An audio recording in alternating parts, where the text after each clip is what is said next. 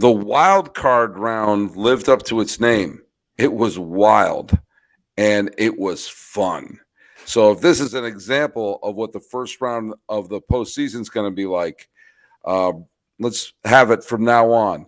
We move on to the division series and recap what happened in this wild weekend. It's a Locked On MLB, Locked On Diamondbacks crossover.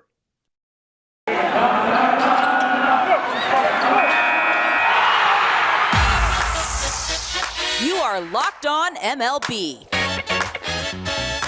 your daily MLB podcast, part of the Locked On Podcast Network, your team every day. Hello, baseball fans, and welcome to Locked On MLB, part of the Locked On Podcast Network, where it's your team every day. This is the daily podcast. We talk about all of Major League Baseball. I'm your host, Paul Francis Sullivan. Look at my lower third right there. You can call me Sully. I am an Emmy-nominated television producer who has also been a writer, an actor, a comedian, a filmmaker, and I've been a baseball podcaster for the last decade. And I'm now finishing up my fourth season here at the Locked On Podcast Network. Every Monday, I work with this knucklehead right over here from Locked On Diamondbacks. What is your name, sir? I am Millard Thomas. You can find me on any podcasting platform. You can follow me on social media, Twitter at CreatorThomas24 for my personal account. Follow the show account, Locked On Diamondbacks, Twitter, Instagram, of course. And you have to follow us on Locked On Diamondbacks on YouTube as well. We got to hit our subscriber count, get it up a little bit. So follow us on YouTube as well. And you can follow us at Locked On MLB Pods on Twitter. Same handle for Instagram. I'm your pal Sully. I'm at Sully Baseball on Twitter, Sully Baseball Podcast on Instagram. So this episode is being dropped on the 10th day of October, 2022. And look at. I'm not going to pretend I'm rooting for one team or for another right now. I just wanted to see some wild baseball games. And boy, did we get that. We had a little bit of everything. We had unbelievable pitching duels. We had two mind-boggling collapses by the home team. We had a massive upset, and we had a walk-off home run to clinch a series. There was a little bit of everything. And let's just talk about right now the game that ended less than an hour ago, which was the New York Mets. Wow. The Mets, the 100-win Mets. Just think, any one win between April and October, just one win, and the Mets are in the division series, and the Braves are playing this series, okay? And that's what I've been saying. Those games in April, it's early. Don't lose dumb games. One dumb game lost in April cost the Mets a trip to the division series. This is a huge upset. If you had said just even a few weeks ago that the Mets would be not even playing in the division series, that would be absolutely crazy to say that. No, this sucks for Mets fans because we thought this was a team that was going, we thought this could be a team of destiny for the Mets at one point in the season. We were like, yeah, a New York team is going to the World Series this year. And we honestly felt like maybe it was going to be the Mets over the Yankees. We talked about this rotation, how deep it is, all their offseason additions. The lineup was cooking. Lindor is back. Pete Alonso, the power surge, everything from this regular season was clicking for 90% of the year. And that last month of the year, Atlanta Braves, they really, after the first month of the season, have been playing like the best baseball in the major leagues. And they were able to overtake the Mets in the division. And the Mets in this wild card round, I don't think the starting rotation was up to snuff as like what we expected. Like you go out there, you sign Max Scherzer, be a $40 million guy. And that game one, he was not that dude for the Mets. The San Diego Padres smashed 4 home runs off Scherzer in that game one. The ground was great in game 2, but I still felt like the Padres made him work in that game 2. And then you look at game 3 tonight. Once again, the Padres bats came to play, and Joe Musgrove was a dog on the mound. And he needed to be a dog because it looked like Buck Showalter wanted to, check out his ear a couple times because they were looking. Yeah, there was a little gamesmanship going on from Buck. I think that the fact of the matter is that, I mean, maybe add something back there, maybe not. You still got to get more than one hit over 7 innings. It's really the GOAT of this series, and there is a GOAT, is Max Scherzer. And I don't know if he's running out of gas. He's not a spring chicken anymore. He's still a wonderful pitcher, but it might be a little too much to ask for him to be the wire-to-wire ace that he was when he was with Detroit or when he was with Washington. You saw that he didn't pitch well in the NLCS last year for Los Angeles. And yes, I understand signing to the big honking contract, and there was periods during this year where he looked like the Max Scherzer that they paid that amount of money for. But he lost the two biggest starts of the year. He lost the start to Atlanta. All the Mets had to do was win one game in Atlanta and hold serve, and they would have won the division. He got pounded by the Braves, let up home run after home run after home run. Starts this, okay, go to the wild card round, just beat San Diego, and it's all a memory. He got absolutely torched by the Padres and didn't make it out of the fourth. I mean, it was just a disaster. Yeah. And it was a disaster early. And he looked like he was throwing pumpkins up there. And they didn't pay him all that money to pitch well in July and August. He was there to be the guy to lead him to the promised land, a la Curt Schilling when the Red Sox traded for him before the 2004 season, a la Jack Morris when the Minnesota Twins signed him before the 91 World Series season. That was what they had in mind for the arrival of Scherzer. And he's got to be the GOAT in New York at this point. Yeah, you're not feeling good with Max Scherzer, which is weird because it felt like DeGrom was the one, the final month of the season that was kind of like, didn't look like his normal ace stuff. We felt maybe more confident in Max Scherzer going into the postseason, but he has been a guy that has dealt with injuries throughout the year. When he has pitched this year, he has gone, I think, pretty deep into ball games for the most part. So maybe at this advanced age of 40 years old, maybe you have to pitch him every 6 days. Like the Mets had the deepest rotation in baseball. Maybe you do a 6-man rotation next year so you could stretch out the Max Scherzer of the world for the whole year, because you're paying him $40 million, but you want that $40 million to be valued in the postseason for those big moments, for that game one, and not all these regular season wins. So maybe they really recalibrate their expectations next year throughout the year and try to say, you know what, maybe it's okay for a wild card team if it means our boys are more ready for the postseason. Our horses are more stacked up with their stamina for the postseason, because this wasn't the performance you expected from the Max Scherzers of the world. You needed that ace performance. You needed him to set the tone in game one. And it was the Padres the whole season. Like, I really felt like coming into the series, I wasn't super confident in that Padres offense. I still had a lot of question marks with the new guys being fitted in. Juan Soto hasn't had a great time in San Diego so far, but the bats came alive. I thought they put together quality bats throughout the whole series, and I was really impressed with how they battled the whole time against this Mets rotation. Bell's home run in the first inning of game one kind of, rang the bell, and it was kind of it set the tone. Grisham had a wonderful series. Machado got the big hits. Soto got a big hit today. I mentioned Trent Grisham. And so the bats got the hits when they needed to. And they were able to get the big hits with runners on base that the Mets couldn't get they didn't have any runners on base today, but it was just tremendous that, Darvish pitched like an ace, Musgrove pitched like an ace, and a very encouraging sight was Josh Hader today looked like the Josh Hader of the Milwaukee Brewers of years past. He didn't look like the guy who got torched for most of the season. I mean, the autopsy of this series is kind of simple. Scherzer stunk, and the team that had the two aces that delivered was San Diego. And I will get into the third segment today. We'll get into predictions, but San Diego looked like a really good team, and I'm stunned that this happened to the Mets. But you have to give credit to San Diego, who went into New York, went into the hostile environment, and went in for the only game 3 of this series, of this round, playing a do-or-die game, and with great poise, jumped all over them, and the Mets never really even looked in this game. No, it was from the jump, the Padres were able to really get out to a lead, and I really feel like this Padres team, like, I had the question marks about the lineup, but like, This is a talented team no matter what. Like, even though I wasn't super confident in maybe the offense coming in, like, you can't deny that this team has talent from the Sotos, the Machados, especially in that rotation. Like, Blake Snell wasn't great in game 2, but he's still a guy, former Cy Young Award winner with Yu Darvish, one of the biggest workhorses we've seen in Major League Baseball for the last He 10 was years. great down the stretch. Great. And obviously Musgrove was great down the stretch too.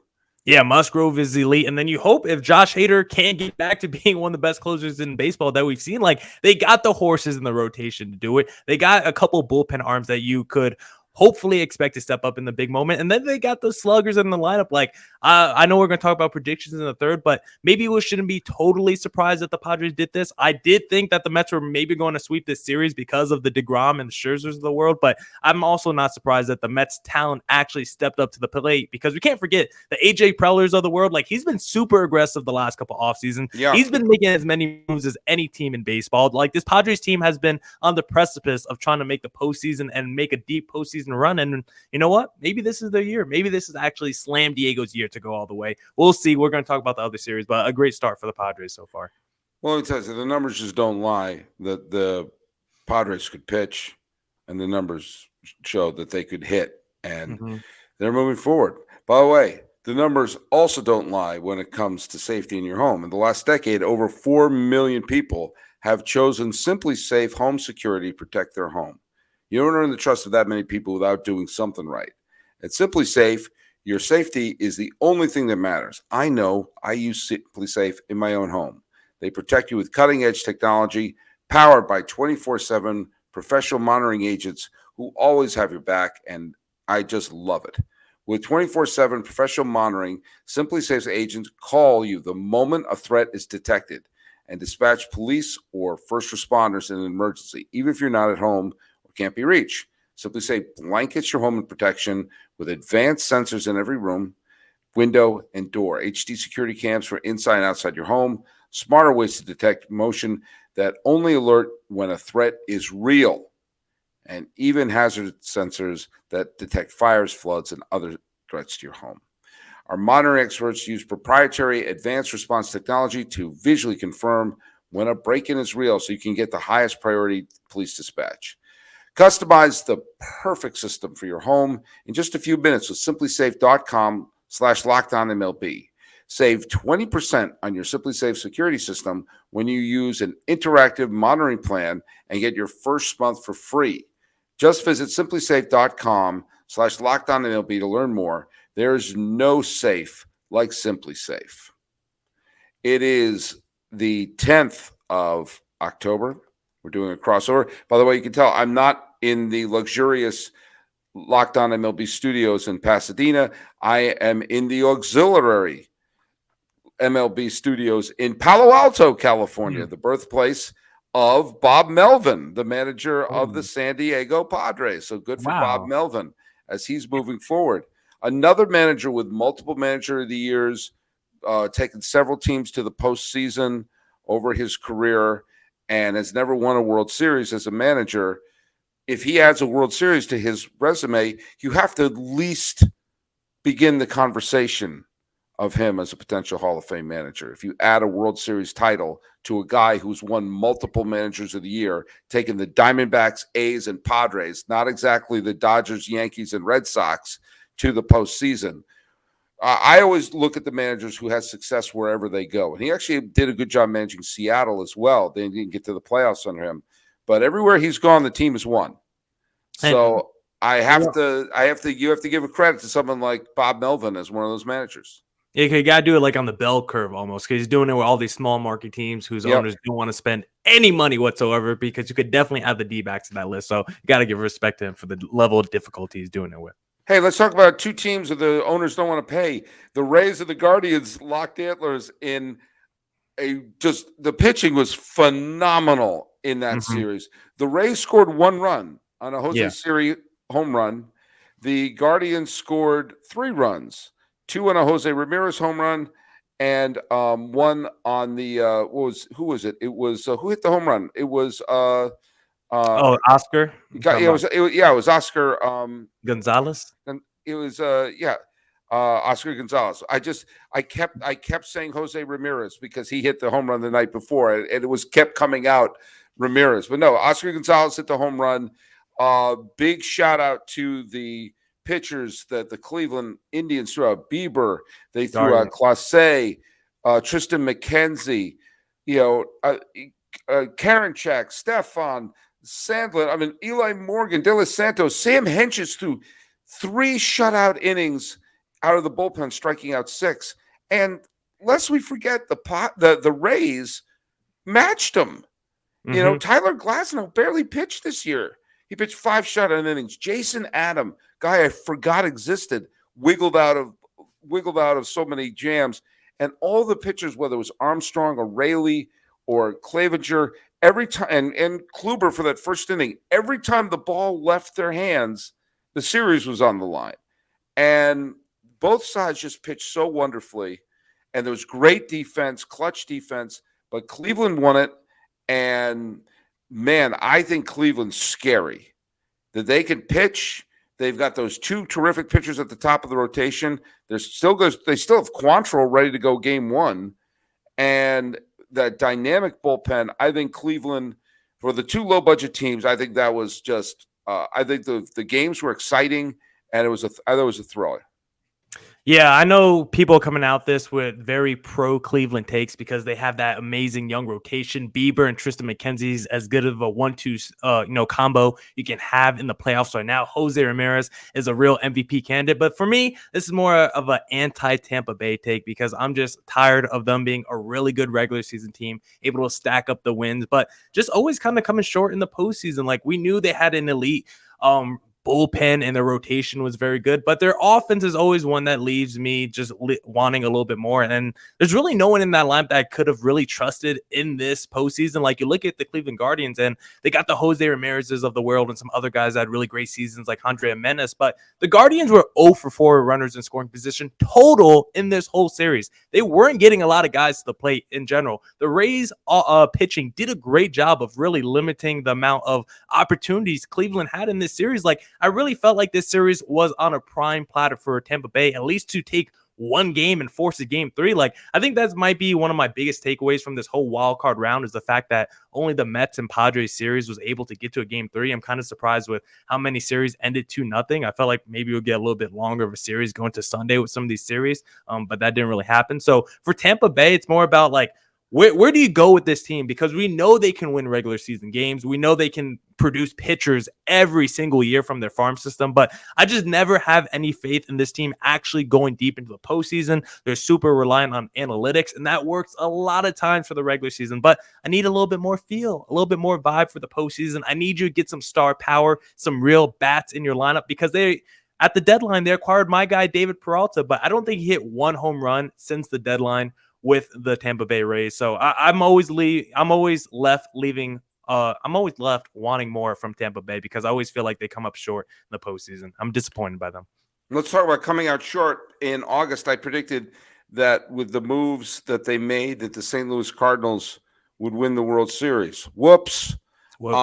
Actually, 2 of the pitchers they acquired, Quintana and what's his name from the Yankees? Montgomery, thank you. They both pitched wonderfully for them, but one of the goats of this year's postseason is Ryan Helsley, the closer for the Cardinals. Yeah. The Cardinals had a 2-0 lead going into the top of the 9th in game 1, and 1 out, nobody on, struck out Rhys Hoskins, single to Rio Muto, walked Harper, walked Castellanos, hit Alec Boehm. So in came Andre Palante with the bases loaded and 1 out. Immediately lets up the single to Segura. And then another run. All of a sudden, a 2-0 lead turns into a 6-2 deficit. And Philadelphia held on to win that game 6-3. And then in comes Aaron Nola, who shuts them down, pitches a great game. Nolo, I think Nolo went, he pitched into the 7th. So he pitched 6 2/3 shutout innings. Yep. And only a Juan Yepes pinch hit home run was the only runs the Cardinals scored in 2 games, despite Albert Pujols getting 2 hits at his finale. Goldschmidt was hitless. Arenado was a non-factor. It was the Cardinals who, very easily could have. They should have been up 1-0, and they wound up losing to Philadelphia. And what I'm thinking about are the Brewers, who finished one game behind the Phillies for that third wild card spot. Folks, fight for that third wild card spot, because you can move forward. Just look at Philadelphia. Yeah, if you're a spiteful D-backs fan against Paul Goldschmidt, you're just running the tape on this series, because in that game 2, 0 for 4, like you said, 3 strikeouts for Paul Goldschmidt. He went 0 for, I think, in the first game as well. Nolan Arenado had 1 hit in the first 2 games of the series. Like, the 2 guys who are going to finish top 3, top 4 in MVP voting, with Goldie likely to win it, they did absolutely nothing offensively. In game 1, Paul Goldschmidt, he had that one play in that 9th inning where he decided to go home instead of maybe taking the easy out at first or trying to throw to second. Nolan Arenado had that ball that skipped through and just went past him for another. Yeah. In the key rally, they skipped past him. So yeah. So both of them kind of had just like mental mistakes. And you're like, these are our 2 best players making mistakes in the field, with your closer, who's been like arguably the best closer in baseball this year, also just not stepping up to the plate. Like, it was madness for the Cardinals this series. Their best players basically weren't stepping up. Albert Pujols still had to be the savior for the Cardinals at age 47, however old he is. So this was a really disappointing series for the Cardinals. I thought they were going to win this series. I really like Miles Mikolas starting and winning at least one of these 2 games. I was surprised they lost the game he started. And for the Phillies, like, I'm not totally surprised that they won the series, because they had 2 frontline rotation guys in Zach Wheeler and Aaron Nola that's also as good as anybody in baseball as a 1-2 combo. Like, when I looked at this wild card round, like, I kind of just debated who has the best 1-2 punch combo, because you're going to see those 2 guys in the first 2 games, and you only need a win in a best of 32 game. So that's why I felt like the Mets were going to win with the DeGroms and the Scherzers of the world. I felt like it was going to be maybe the Cardinals that won this series, because I felt like their offense was better than the Phillies, with a good Miles Mikolas and a Jose Quintana, but it obviously didn't work out. And it was the Phillies bats who, I mean, they didn't really do that much offensively in the first game that they did, but it all came in the 9th inning. Like, for the most part, the starters for the Cardinals did good. It was just, it was like 1 or 2 things that happened for the Phillies that ended up winning the series for them. Well, look, I'm stunned that Philadelphia won the series. I really am stunned. I didn't see this coming at all. But if you want to talk about stunning collapses, let's head north of the border, shall we? Look at Seattle jumped all over Alek Manoah. So much for they're throwing a legit Cy Young contender in game 1. That they were, Seattle was up 3 runs before the Jays even came to bat, and they just scored 1 more the rest of the way. But it was Luis Castillo, and yes, some questionable calls from the umpire, those questionable strike zones. But I'm sorry, 4-0 is still 4-0, and so I'll just pull back the curtain. Yesterday, I was at my high school reunion, and there was something going on, and that's why I'm up here in the Bay Area. There was an event happening in the afternoon, and I had watched the end of the Cleveland and Tampa Bay marathon, and I was just transfixed by it. And I went to this event, and I saw that Toronto was up 8-1 in the 6th inning, and I thought, like, okay, the Blue Jays got shut out game 1. They're coming back. They smacked around Robbie Ray. So this series is going to go to a game 3. So there you go. And during the course of the event, I wound up catching up with a buddy of mine named Greg, who I hadn't seen since 1990. And he's a huge baseball fan. He lives in Washington. And we were both kind of checking our phones going like, wait, it's 8-5. Huh. Oh, it's 9-5. Okay. The Blue Jays are going to win. Oh, they have the bases loaded. And then eventually we were staring at our phones because, of course, the game is blacked out. We can't put it on the phone. Yeah, of course. But we were both looking at the ticker like it was 1920. And all of a sudden we saw Seattle ties the game on a bizarre J.P. Crawford bloop double, of which it wound up taking George Springer out of the game. But then, they wound up scoring off of Jordan Romano in the 9th inning. In comes George Kirby, starting pitcher, who before that had as many relief appearances as me in the major leagues. Seattle wins, stunning comeback, 2 4-run rallies, and the game winner in the 9th. Toronto, who had images of a pennant dancing in their heads at the beginning of this year, get humiliated at home. And look at maybe I'm a broken record about this, but Charlie Montoya is probably saying I could have done that. Yeah. There's no way John Schneider keeps his job after a collapse like that. And who knows? Big budget Toronto. You bring Joe Madden in, because team's designed to win right now. This is a team you bring a high profile manager to, and the taste in the mouth in Toronto after that horrible loss has got to be devastating. Yeah, that's what makes this series so disappointing for Toronto because, like you said, I think you picked them in the preseason to make it to the World Series. Yeah, I thought they were going to lose. I thought they were going to lose to the Dodgers in the World Series. I didn't think they were going to blow an 8-1 lead in a potential elimination game. Yeah, because you come in and they added the Kevin Gosmans of the world. They added the Jose Barrios of the world. Another season of whoever they have in their lineup. Matt Chapman they brought in. Matt Chapman they brought in. Another year of Vlad Guerrero and the Bo Bichette's and they're loaded, right? They're stacked. And it was their offense. What? And Manoah was a Cy Young candidate. Yeah, they had all the pieces that you expect. Like, I picked the Blue Jays to win this series because you had Manoah going in game one, who's a stud. And then you were going to have Kevin Gausman going in game two. And I like this Mariners team, but I did not think they were going to have the offense to match Toronto because you had Julio Rodriguez just come back off the injured list, working his way back into the lineup. And you look up and down that lineup, Julio Rodriguez, the rookie, is the only one with an 800-plus OPS, I think, in their lineup currently. So I didn't think their offense was going to match up with the frontline rotation that the Blue Jays had. I thought this was going to be the Blue Jays series to win, and it was crazy to see Kevin Gausman all of a sudden turn into a shell of himself late in the game. The Blue Jays' two best relievers, like you said, Bass and Romano, also give up runs. Like, I just give credit to the Mariners for fighting in this series and battling back and just blowing away. This was probably the most stunned series I had personally because I really didn't think the Mariners were going to match up with the Blue Jays. I thought it was a great season for the Mariners, but when I just looked at these two teams on paper with the talent, I thought it was the Blue Jays series to lose. You know who's the hero of Seattle of the last couple of weeks? Who? Is Cal Raleigh.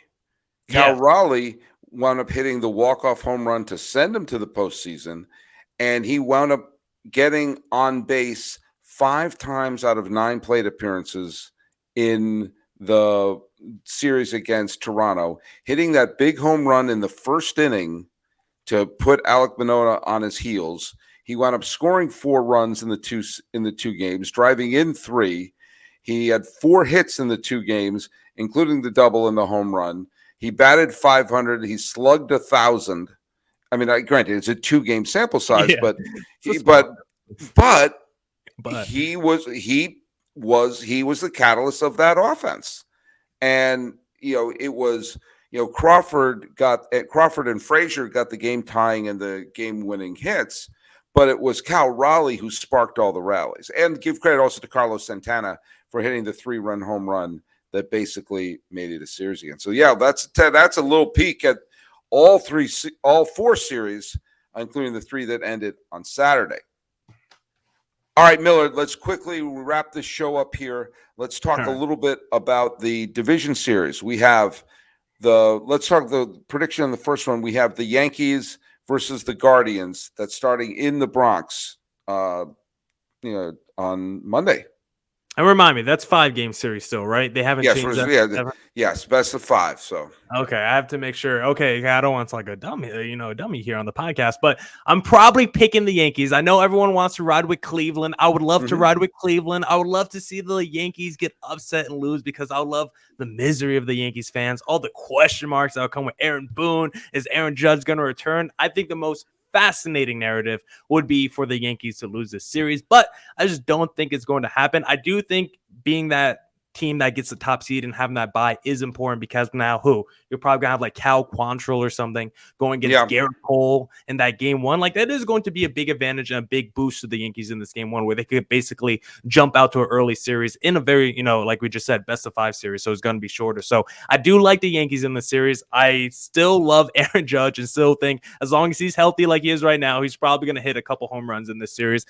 the rest of the lineup, we'll see what they do. I think you're going to need someone like an Anthony Rizzo. Judge is going to need a partner in crime. Maybe a Stan steps back up. And we've seen Stan in the past. He's been one of the Yankees' biggest player performers. We saw what he did in the wild card game last year against the Red Sox. So I do think Judge is going to have a partner in crime, and I wouldn't be surprised if it's Stanton being that partner in crime with him. If I'm Cleveland, Judge doesn't see a hittable pitch the entire series. That's fair. Force LeMahieu or Rizzo or Stanton or let's not forget Gleyber Torres. Mm-hmm. You're right. I think that if someone other than Judge steps up, I think the Yankees are going to win. The Yankees had this. They stubbed their toe in mid-July through August, but they had a fantastic September, and to basically cruise to a division title. Their bullpen is vulnerable. Their bullpen looks, they don't quite look as strong as a bullpen as they did earlier in the year, and Cleveland's bullpen is terrific. It boils down to this. I think they're making a mistake starting Cole game one. I would start Nestor Cortez Jr., who pitched better down the stretch. And Cole, I would take the pressure off of Cole and throw him game two. Cole was a wonderful pitcher, obviously, but he always seems to have that one bad inning that sort of spoils it. If the Yankees win the first two games of the series, I think they're going to win. If Cleveland steals a game in the Bronx, I think they're going to win, because you're going to have Bieber and McKenzie going 3 and 4, and I would take them over, Severino or Herman or whomever, or I don't know. They're probably not going to pitch Frankie. Tyone or Frankie. Yeah, it's going to be Tyone and Severino. So I pick Bieber and McKenzie over them, even though both Severino pitched very well down the stretch and Tyone pitched well down the stretch. How about Montes? Are we forgetting him? Is he going Montes? I doubt Montes is even going to pitch. I think that's a bust of a trade. I think it's going to be a close series. I think it's going to be a 5-game series. I am going to pick Cleveland for the reason that I think that they're going to be a pain in the neck, and I like their bullpen over the Yankees, and they're smart enough pitchers to befuddle everyone not named Aaron Judge. It would not stun me if the Yankees won, but I am going to pick Cleveland just because I like their pitching staff a little better, and that the Yankees have a have a lineup that can be stymied. You've seen them happen where the bats go dead, and if they pitch around Judge and force one of the other persons and they press, then there you go. Then I think that that's what I think it's going to happen.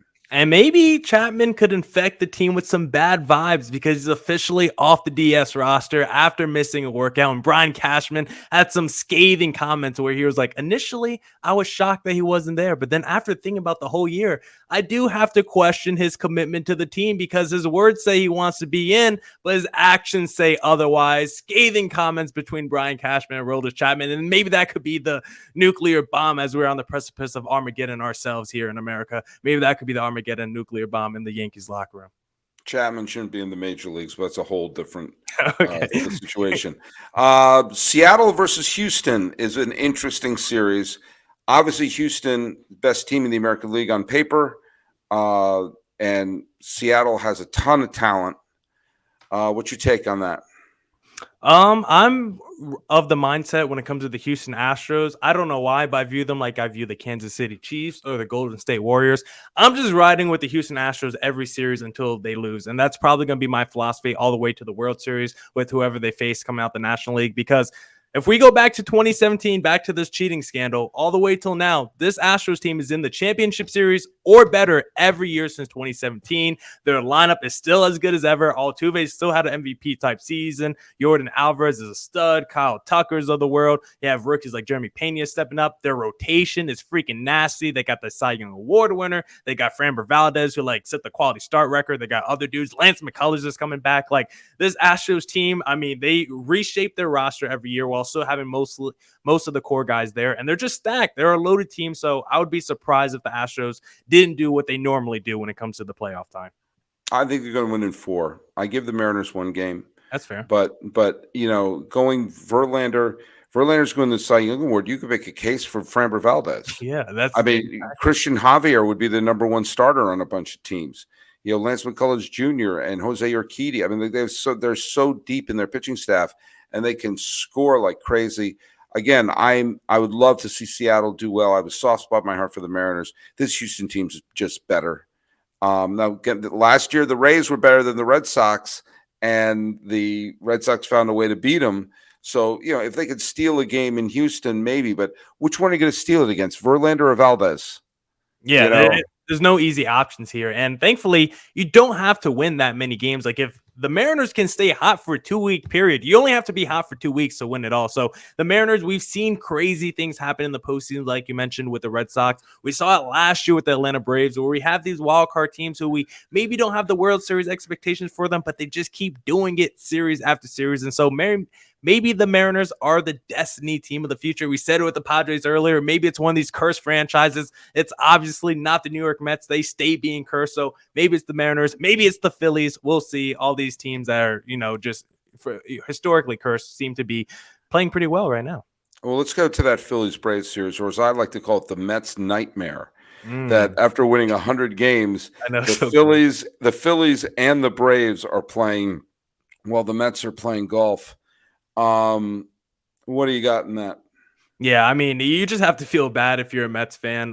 Just doubling down on the Mets misery here because it's a battle of the NL East. And I'm just going to lean. I think I'm just going to go with probably a repeat of last year's World Series. We'll see how the postseason plays out. But I love the Braves this year. I love the Houston Astros. This Braves team is nasty once again. I think they're even better than what they were last year because now you got Ronald Acuna on this team. And yeah, Freddie Freeman's not there, but you got Matt Olson giving you 80 to 85% of that Freddie Freeman production, while Austin Riley stepping up another 10 to 15% in his place anyway. So you got those two. Your rotation, Kyle Wright has been downright nasty this year in that rotation.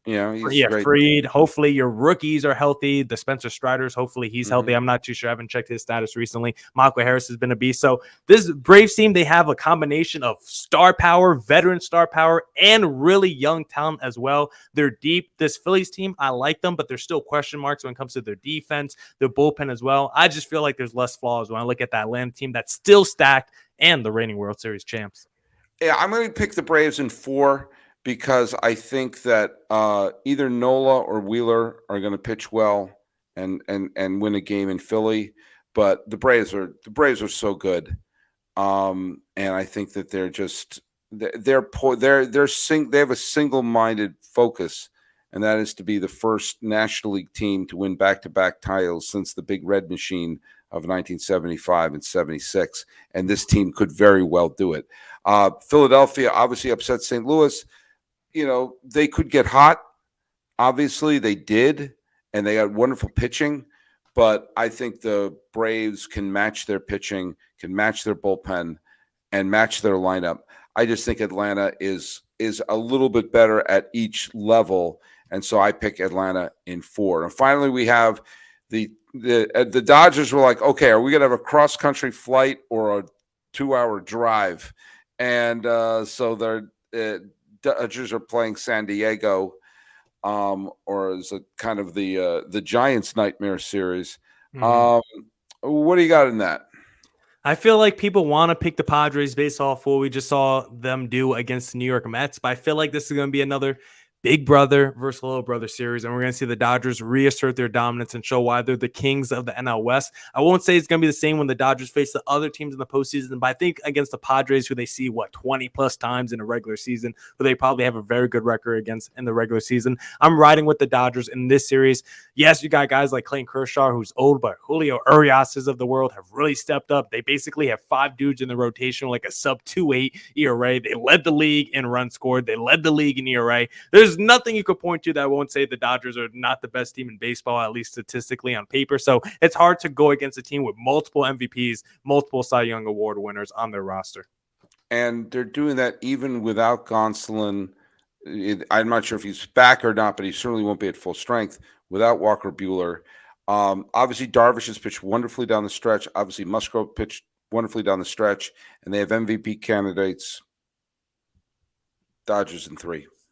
Dodgers in 3. Wow. And I actually want to just double check real quick. The Dodgers this season against the San Diego Padres, so I don't look like a dummy on the podcast, 14-5 against the Padres in the regular season this year. So they asserted their dominance in the regular season, and we'll see if they could do in the postseason. Sully says, get the brooms out, Dodgers fans. And these are what I think will happen, not necessarily what I want will happen. Mhm. So I'm picking an ALCS, which will be Cleveland versus Houston, and I just can't see a scenario right now that isn't Atlanta, Los Angeles for the NLCS. Yeah, and just looking at it one more time, Dodgers 14-5 against the Padres, also 14-5 against the D-backs. So the D-backs as close to the Dodgers as the Padres are. Just want to give a little shout out to D-backs Nation. We're still thinking about you during the playoffs. Yep. Well, we got to do something. And in case you're wondering, damn right I go to church. Oh, okay. Mine is in the ballpark. Now, of course, those dimensions are Fenway, but what are you going to do? Hey, Millard Thomas, where can they follow you? Hey, follow me on Twitter at CreatorThomas24 for my personal account. Look up Locked On Diamondbacks, both Twitter and Instagram. Just type it in the little search bar, or go on YouTube. We need more subscribers. Locked On Diamondbacks on YouTube, and of course, we're on all your podcasting platforms. So please tell your friends. And I'm at Locked On MLB Pods on both Twitter and on Instagram. And my account is Sully Baseball on Twitter, Sully Baseball Podcast on Instagram. Looking over the wild card round. First time ever doing wild card round. And guess what? I think it was a success. I think it was a lot of fun. And now let's see if we can bring it on with some more memorable games in the division series. This has been Locked On MLB for the 10th day. We're in mid-October, 10th day of October, 2022. I'm your host, Paul Francis Sullivan. Call me Sully. Call him Millard Thomas. Time to fist bump our way to the division series this afternoon.